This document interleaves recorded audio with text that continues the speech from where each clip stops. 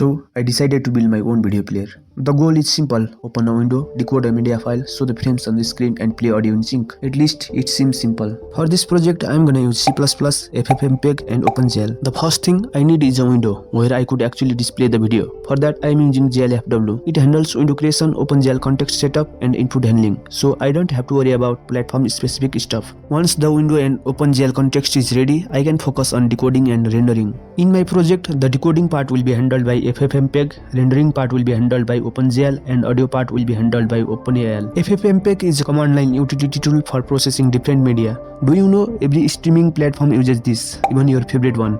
Actually, ffmpeg is not just a command line utility tool, but a set of powerful libraries which we can use in our programs, and is installed automatically when you install ffmpeg itself, at least in Linux. When I first started the project, I knew nothing about ffmpeg. There is not enough beginner-friendly documentation on the internet. Luckily, I found this GitHub tutorial. This helped me a lot. Before coding, I want you to know some terms.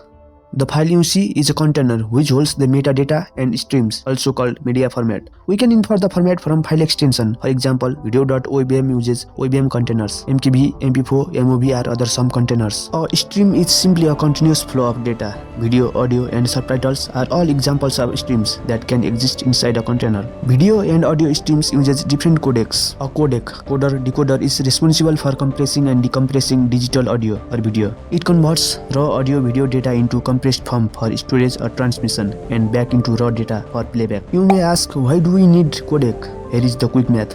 Suppose we are creating a video with a resolution of 1920 by 1080 pixels, and that we will spend 3 bytes per pixel to encode the color. And this video runs at 24 frames per second and it is 30 minutes long. So this video would require approximately 250.28 GB of storage or 1.19 Gbps of bandwidth. That's insane. That's why we need to use codec. We first need to load our media file into a component called AB format context. It actually doesn't fully load the whole file, it only often reads the header. Once we load the minimal header of our container, we can access its streams. Each stream will be available in a component called AB stream. Either we can manually search the needed stream or find the best stream using this function. Suppose our video has 2 streams, an audio encoded with AAC codec and a video encoded with H.264 codec. From each pieces, we can extract pieces of data called packets that will be loaded into components named AB packet. The data inside the packets are still coded, and in order to decode the packets, we need to pass them to a specific AB codec. The AB codec will decode them into AB frame, and finally this component gives us the uncompressed frame.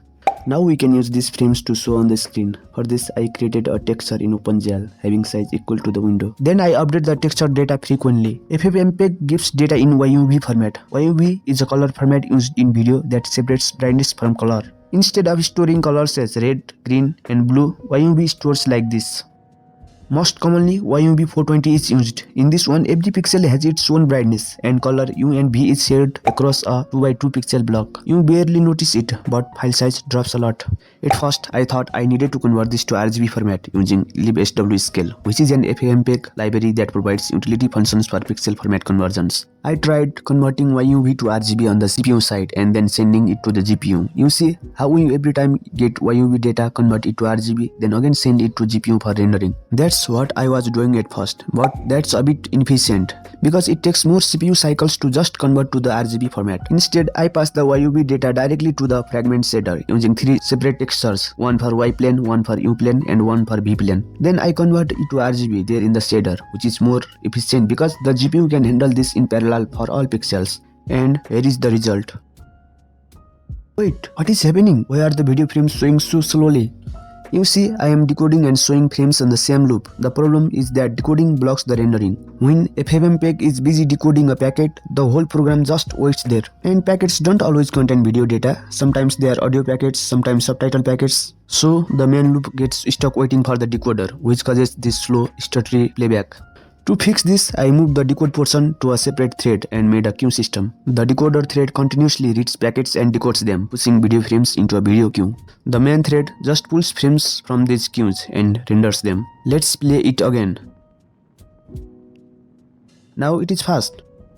But wait, it's too fast now. It's just rendering frames as quickly as possible without any timing.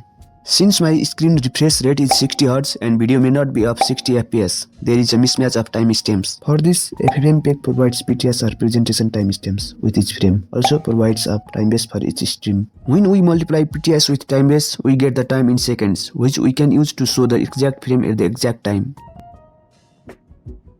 Now it seems better.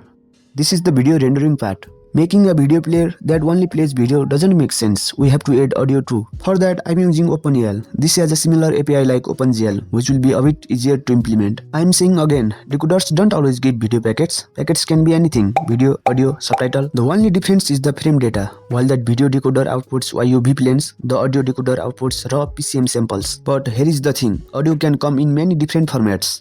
But OpenAL expects a very specific format, interleaved stereo 16-bit PCM samples. For this conversion, there is another ffmpeg library called libswresample. This library handles resampling and format conversion. It takes whatever format the audio decoder gives us and converts it to stereo 16-bit signed interleaved PCM that OpenAL can understand.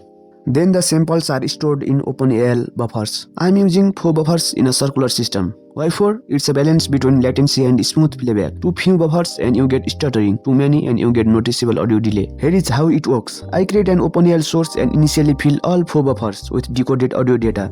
Then I queue all of them to the source and start playback. As the source plays through a buffer, it marks that buffer as processed. I then unqueue the processed buffer, refill it with new decoded audio data and queue it back. This creates a continuous stream of audio without gaps. This technique is called buffer streaming. Before starting playback, I also wait for the queues to fill up a bit. If I start immediately, the queues might be empty and cause stuttering, so I wait until there are at least 5 video frames and 4 audio frames ready. This initial buffering ensures smooth playback from the start. Up to now, it was a bit easier. The most tricky part is synchronizing the audio and video. Our brain fills the gap when there is a missing frame for a small fraction of time. But for the audio, it is different. The brain notices even small missing pieces. So I made a master clock that is controlled by audio clock. Here is how it works. Every time I decode an audio frame, I update the master clock with its presentation timestamp. This becomes my reference point. Then I store the exact moment when I updated it using a high resolution clock. Now, whenever I need to know the current playback time, I take that stored audio timestamp and add the time elapsed since I last updated it. This gives me a continuously running clock that stays in sync with the audio. Since multiple threads are accessing this clock, the decoder thread updates it and the main threads reads it. I protect it with a mutex. Without this, we would have race conditions where threads might read partially updated values for video. Instead of just blindly rendering frames, I check each frame's timestamp against this master clock. I calculate the difference between the video frame's time and the master clock time. If the difference is more than 40 milliseconds, meaning the video frames is still in the future, I hold on to it and keep rendering the previous frames. The screen doesn't freeze or go black, it just keeps showing the current frame until it's time to update. And here is another cool thing I added. Seeking. You know when you want to jump to a different part of the video, that is seeking. But seeking is actually more complicated than it sounds. When a seek happens, I need to do several things at once. First, I stop the audio playback immediately. Then I set a seek flag with the target timestamp and notify all the condition variables. The decoder thread constantly checks for this seek flag. When it sees a seek request, it clears both the audio and video queues because those frames are now outdated. Then it flushes the codec buffers, which resets the internal decoder state. After that, I use ffmpeg's abseek frame function to jump to the requested position in the file. But here is an important detail. I use the abseek flag backward flag. This makes sure we land on a keyframe before or at the target position. There are iframes, which are keyframes, complete images that can be decoded independently. Then there are p frames and b frames, which only store the differences from other frames. You can't just decode a p frame or b frame without having the reference frames before it. So we must seek to a keyframe and decode forward from there. Once the seek completes, the decoder starts filling the queues again from the new position. The master clock gets updated with the new audio timestamp when the first audio frame after the seek is decoded, and playback continues smoothly from there. The whole system uses condition variables to coordinate between threads. When the video or audio queue is full, the decoder thread waits on condition variable. When the main thread consumes a frame from the queue, it notifies the condition variable, waking up the decoder to add more frames. I set a maximum queue size of 100 frames to prevent memory overflow. The whole synchronization system relies on these queues acting as buffers between the decoder and the renderers, giving enough breathing room for both to work at their own pace while staying in sync through the master clock. And that's pretty much it. Building a video player from scratch taught me so much about how media playback actually works under the hood.